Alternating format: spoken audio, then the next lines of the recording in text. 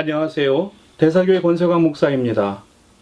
오늘은 사무엘하 7장 18절부터 29절 말씀을 가지고 주 앞에 있게 하옵소서라는 제목으로 묵상하는 시간을 갖겠습니다. 오늘 본문은 다윗이 나단을 통해 성전 건축 계획에 대한 자신의 구상을 하나님이 거절하셨을 때 곧이어 하나님 앞에 나아가 엎드려 간구한 기도입니다.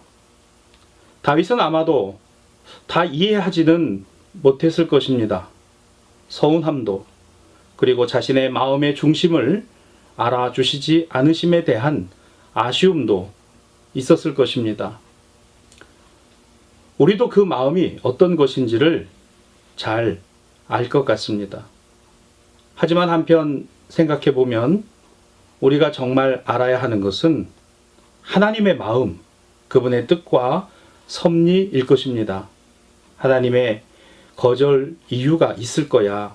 내가 다 이해하지는 못한다고 할지라도 그렇게 하시는 일은 내게 더 잘되게 하심이야. 하나님이 안 된다고 하시는 일에는 반드시 그만한 이유가 있고 다른 뜻이 있기 때문이야. 결국 하나님은 우리를 선한 길로 인도하실 것이기 때문이야. 다윗은 나단의 메시지를 듣고 전에는 나는 할 수 있어. 내가 아니면 안 돼. 나라도 해야지. 로 가득 찼었다면 이제는 온전히 하나님으로 가득 찼습니다. 본문 18절에서 29절까지 다윗은 하나님의 이름을 17번을 부릅니다. 간구하며 기도합니다. 그의 마음은 27절 만군의 여호와 이스라엘의 하나님께서 내가 너를 위하여 집을 세우리라 하셨으므로 주의 종이 이 기도로 주께 간구할 마음이 생겼나이다. 그리고 이것이 복입니다. 28절 주께서 이 좋은 것을 주의 종에게 말씀하셨사오니. 그러므로 이 복으로 29절입니다. 이제 종의 집이 주 앞에 영원히 있게 하옵소서. 기도하면 알게 됩니다. 내 뜻의 분명한 관철이 아니라 하나님의 뜻을 깨닫게 됩니다. 시간이 흘러야 합니다. 다윗이 그토록 간절한 소원을 거절하신 이유가 그의 마음과 중심을 모르시기 때문이 아니라 시간이 지나며 보다 더 또렷하고 분명하게 알게 된 하나님의 뜻이 있었습니다. 그래서 우리는 참고 기다리는 것입니다. 인내하는 것입니다. 왜 인내인가요?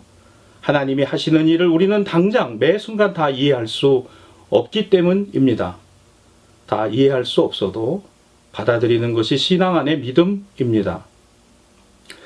이제부터 진짜 하나님의 일이 시작되었습니다. 다윗이 하나님을 위해 집을 세우는 것이 아니라 하나님이 다윗을 위해 집을 세우시기 시작하신 것입니다. 그리고 그 집은 예수 그리스도의 나심으로 이어져 온 인류 구원의 복음을 열었습니다. 이것을 다윗이 알았던 것은 아닙니다. 다만 그는 하나님을 믿었던 것입니다. 유진 피터스는 본문의 장면을 이렇게 해석합니다. 우리가 다윗의 입장이 돼보면 이것이 얼마나 어려운 일인가를 잘 안다.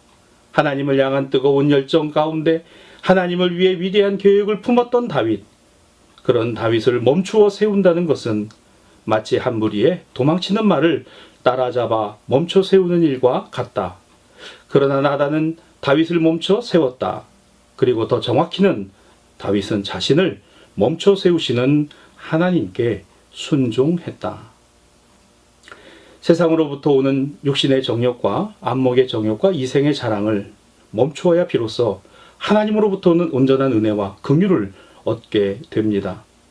이처럼 다윗은 하나님의 말씀을 들었고 자신의 마음을 들여다 보았습니다.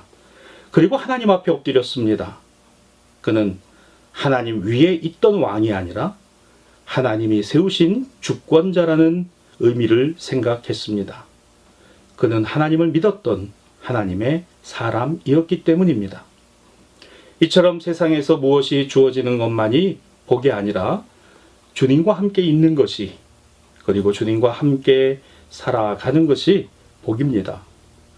우리와 우리의 다음 세대, 자녀와 후손 세대가 되어지기를 간구하는 모든 성결 신앙가족들이 되시기를 바랍니다.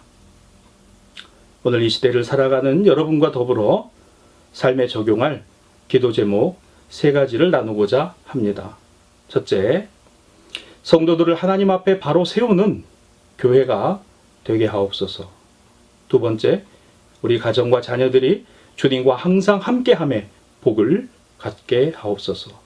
세 번째, 오직 하나님으로부터 오는 은혜의 소망이 나의 믿음과 고백이 되게 하옵소서. 기도하십시다.